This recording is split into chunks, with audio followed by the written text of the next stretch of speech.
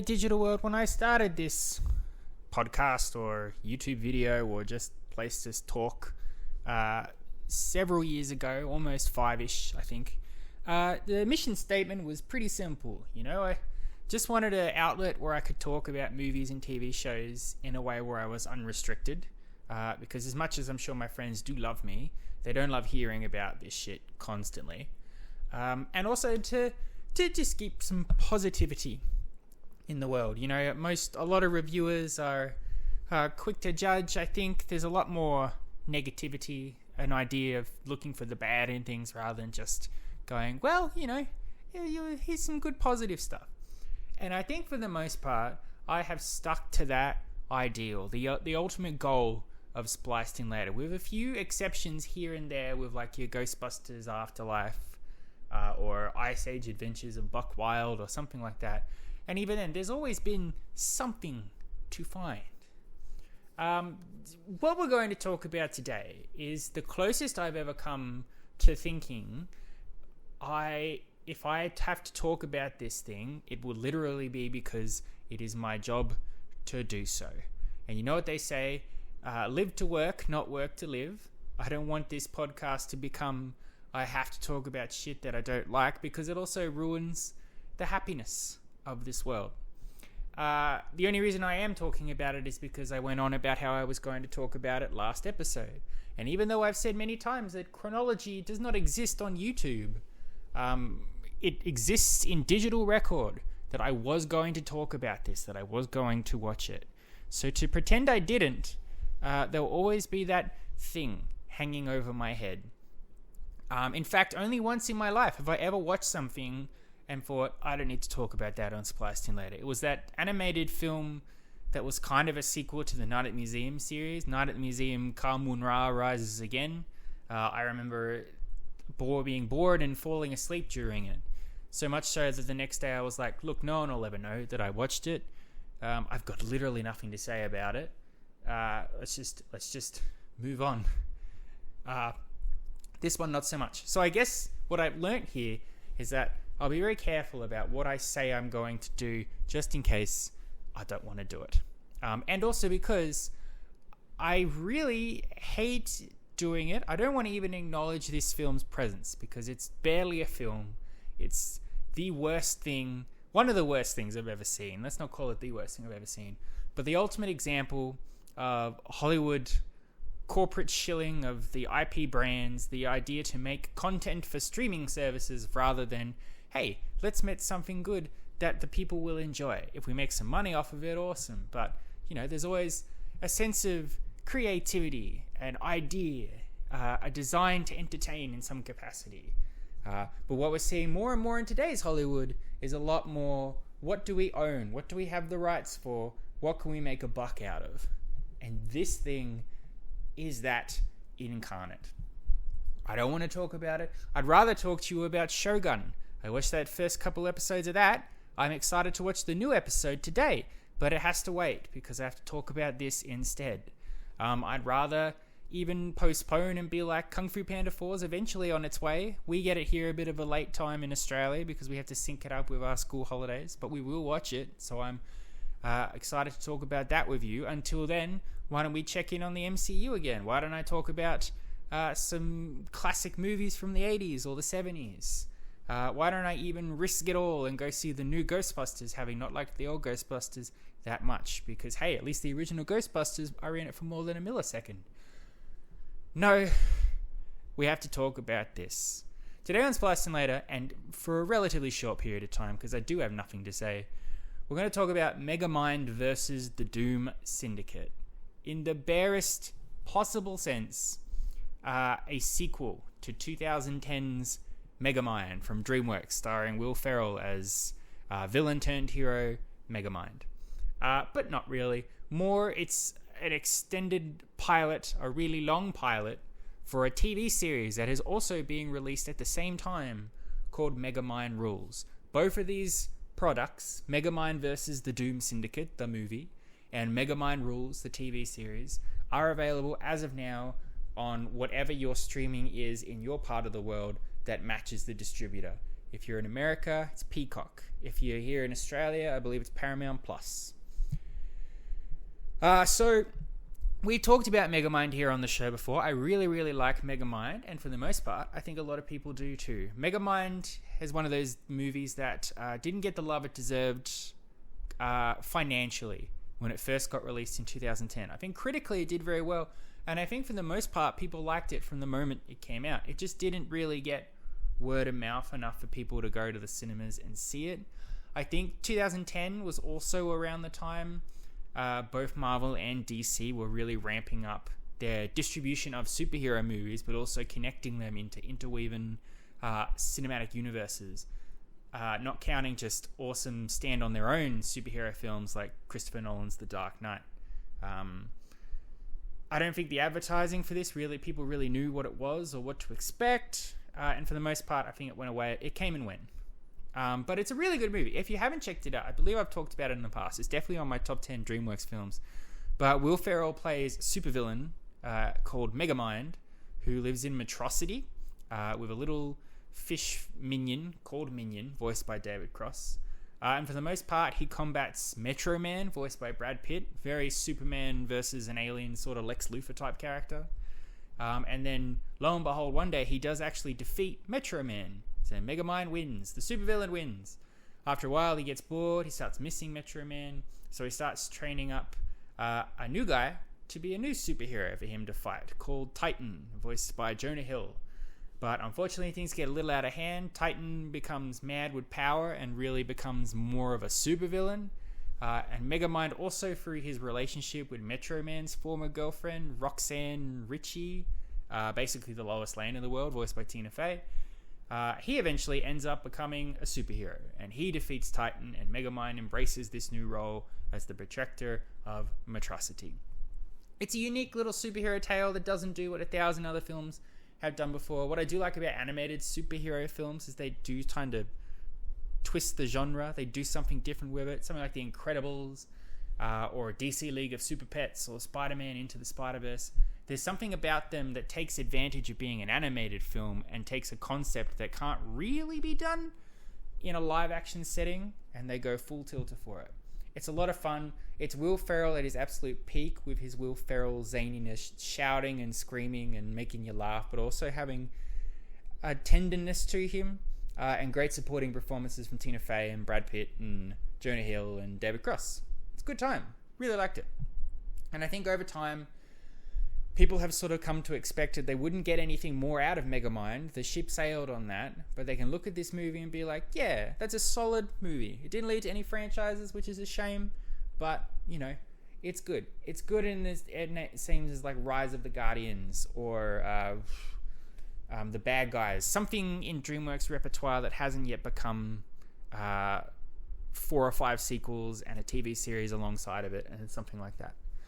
Until today. So, for whatever reason, 14 years later, after that movie came out, it was announced really not that long ago that DreamWorks was releasing a movie, a sequel to Megamind, called Megamind vs. the Doom Syndicate. And not only would this be the long-awaited sequel to Megamind, but they'd also like full-on completed a TV series called Megamind Rules, showing Megamind's adventures as a superhero in Metrocity, or whatever it's called. So you could enjoy the movie and then be like, you want to see the further adventures? Go and watch that. It'll all be released simultaneously on Peacock in a couple of weeks. It's like, that sounds pretty... Okay, cool. Awesome. But wait a minute. So none of the voice actors are returning. No Will Ferrell, no Tina Fey, no David Cross. Okay. That's not unsurprising. Sometimes budgets aren't as big for direct-to-streaming stuff. But surely 14 years, it'll be plenty of time to take advantage of how the animation has improved over time, really build on what made Megamind such a cool, unique concept for a movie, which is Megamind's unique personality, and the whole villain is now a hero thing, and his relationship with Minion and all of that. Yeah, it should be okay. I believe the trailer made everybody realize what it was quite soon, which is that, oh no, this isn't really going to be anything. It's just literally DreamWorks have opened a vault, looked around, seen what they have the rights to, gone, Megamind. quick, make something fast and put it on our streaming service so we have content. That's what the trailer implied. I expected it to be probably something like that, but I go into these things with open minds. You never know. You honestly never know. The last SpongeBob movie that came out, I was like, SpongeBob surely is done by now, and it ended up being one of the best movies of 2020. Yes, it was 2020. Not a lot of stuff came out that year, but it was still pretty damn good. I think it was number 5 on my top 10 movies of the year. So, I was like, okay, I'm going to watch it. And then it took me a while to get around to watching it because I'm trying to make sure I watch all the Best Picture nominations before the Academy Awards next week. I may or may not be giving you my opinions on that. I don't really know. Anything's better than this, to be honest. But eventually, I found a window, I watched it, and I would rather have watched paint dry. I was so bored. I was so disheartened and angry by what I was seeing, and just generally wished it would be over. The movie's 85 minutes, and it felt like it was 3 hours. The basic plot of Megamind versus the Doom Syndicate really is it picks up like a week after the last Megamind ended, apparently. So Megamind has just become the superhero, and he's rounding up bad guys and all of that stuff, and Minion's still helping him out, but Minion's feeling a bit underappreciated because he's still being treated like a minion. He'd rather be a sidekick. But the Doom Syndicate, which supposedly Megamind was a member of, was even their leader, apparently, which is a bunch of supervillains. One's like a psychic mime, the other's a knight that can power darkness, a walking lava man. I don't know who these people are, where they came from, or how they're hanging around Metrocity, but whatever, it's fine. They're in jail, and they go, "Ooh, Megamind is being a superhero? That's strange. He must have an evil plan. Let's go talk to him." And they immediately break out of prison, and they rush to unite with him so they can keep doing crime for the Doom Syndicate's name. So Megamind decides, rather than tell them he's a superhero, I guess because he's embarrassed by it, but also to defeat them slyly, he pretends he's still a supervillain, and shenanigans ensue. Eventually, the Doom Syndicate become wise to his real goings-on, and he has to find it within himself to embrace the fact that he is indeed a superhero, to respect Minion as a sidekick, not a minion, and also to embrace some little kid who has been running the Megamind social media account. None of this stuff existed in 2010, but I guess it does now. And he sort of becomes like a father figure to her. Meanwhile, Roxanne, the reporter, says, "I don't want to be a reporter anymore." And then I literally blinked and she became mayor. There might be a little spoilery, all that stuff, but literally no one's going to watch this. I implore you to not. Don't give Peacock the numbers. I'm annoyed I did. That's it. That's really it. I would tell you the positives first, but there's not a one. There is nothing in this thing that I was like, that made me chuckle, or I can see what they were trying to do with that, or oh yeah, that's a little bit sweet, I guess. None of it, because it was cold, it was fake, it was shallow, nothing resonated with me. So I have nothing there for you on that. In terms of the negative, well, first off, it looks terrible. As I said to you at the start, 14 years since the first Megamind, animation has come an incredible way since then.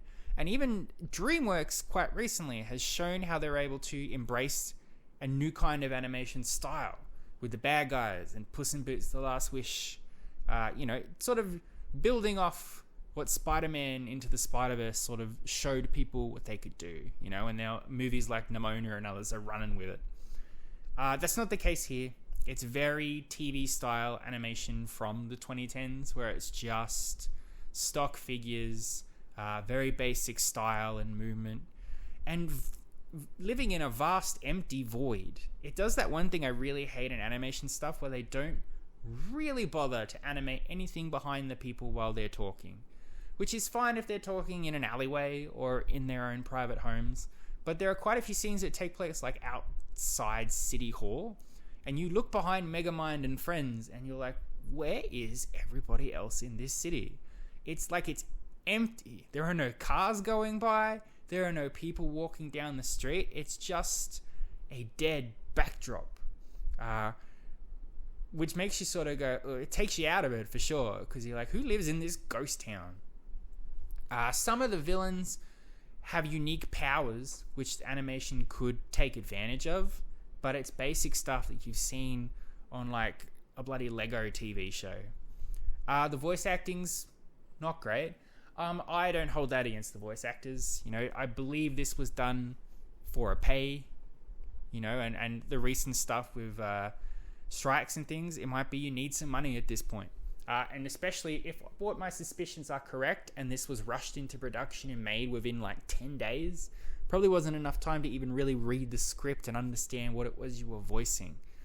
But no one really tries to embrace the personality and character traits that the previous voice actors did.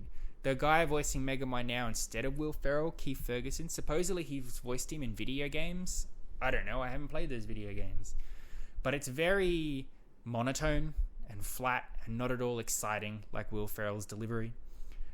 Minion or Old Chum or whatever he's called doesn't sound like David Cross. He sounds like a penguin from Madagascar or something like that. Just very, very, very basic stuff. And honestly, anyone else, no one stood out to me, which is a shame.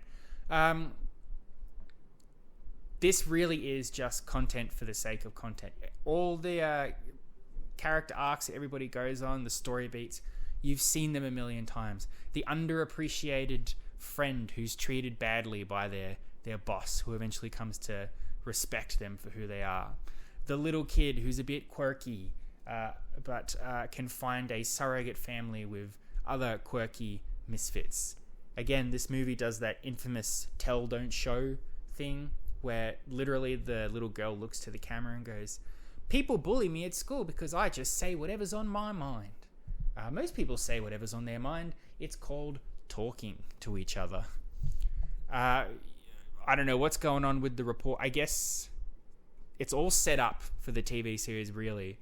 So I guess the reporter's going to be the mayor in the TV show, so you have to show her decide to become mayor. But there's even a gag at the end of the movie where they're like, one quick collection later. It's like, okay, she's mayor now. All right. And the Doom Syndicate, they're your basic stupid bad guys. You know, you've got the really dumb one, the one who's very insecure, the one who's desperate to be leader but isn't, and the mysterious one in the shadows who's influencing everything and doesn't really take part in anything because they're just going to be the bad guy in the TV series, so irrelevant to what's going on in the movie. I can't tell you how the Doom Syndicate got wise to Megamind. I don't know how he defeated them, because I just wasn't paying attention anymore, because I had nothing for it. This is not art. Art is subjective. Sometimes you can go, what some people will get out of this, other people won't. But this isn't. And to say like, oh, it's just for kids, that's an insult to kids. It really is, because that's like saying all kids shows are just white noise. Some are, sure. But then you've also got Avatar: The Last Airbender. You've got your Star Wars Rebels. You've got Bluey. Everybody loves Bluey. They're for kids. But the fancy animation styles in some of them, the unique stories that they get to investigate, or even just personality behind these characters makes them something that kids will latch onto, appreciate, enjoy, learn from, and adults can also sit down and be like, hey, I don't want to blow my brains out while I'm watching this alongside them. Kids aren't going to relate to Megamind. Most of them weren't even alive when the first one came out. And there's nothing about them that sort of goes, hey, I want to be like Megamind, I want to be like the Fishman, because they don't have any personality. The adults, the people who love Megamind, the original movie, the ones who have made it into a cult film, the ones who honestly are going to be the only ones that are curious to see what a Megamind sequel would be, if you're not even going to make the movie with them in mind, then you have no audience. No sane adult is going to sit through this whole thing by themselves without a kid, unless you're me. And honestly, it may be the stupidest thing I've ever done. if anyone ever says to you, these days all Hollywood ever does is just think about what content they can make to put on their streaming services, it's not about telling stories and creating wonder worlds for you to experience and live in. Most of the time I say, no, that's a bit harsh, that's a bit shallow. I still have hope. Something like this slashes my hope. This is nothing. This is just, hey, we had Megamind content. Let's just make that. Why not?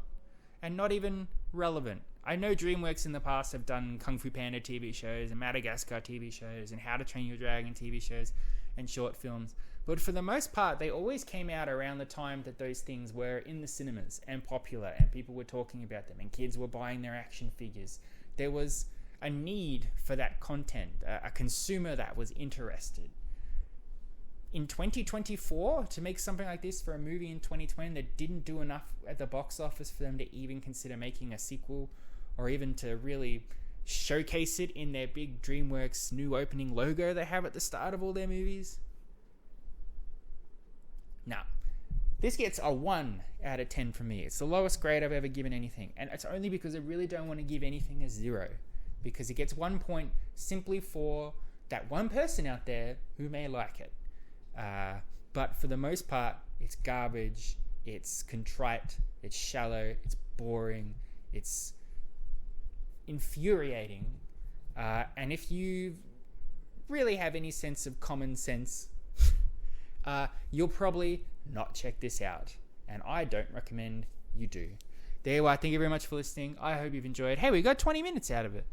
Not too bad, considering I don't think I really talked about anything in it, and more just about how sad I am. Back next week.